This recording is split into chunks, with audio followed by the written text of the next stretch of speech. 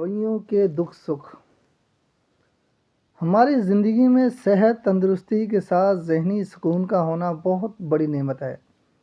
جب ایسے توثق لوگوں کے ساتھ کوئی مضبوط رشتہ ہو تو ان کو چھوڑا نہیں جا سکتا، کمپرومائز کر کے رشتہ نبھانا ہی پڑتا ہے، کیونکہ اس ایک رشتے سے اور بہت سے ایسے اور خوبصورت رشتے جڑے ہوتے ہیں۔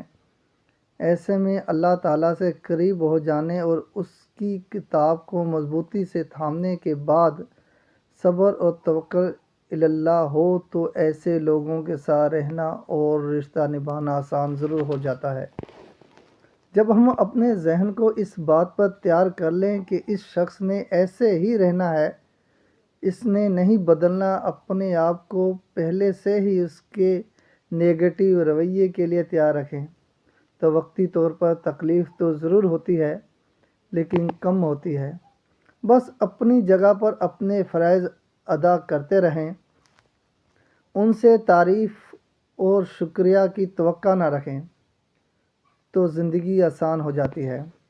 بالکل ایسے ہی جیسے دو دریا جو میٹھا اور کڑوا ہونے کے باوجود ساتھ ساتھ ہی بہتے رہتے ہیں، اس میں عقل مندوں کے لیے نشانیاں ہیں۔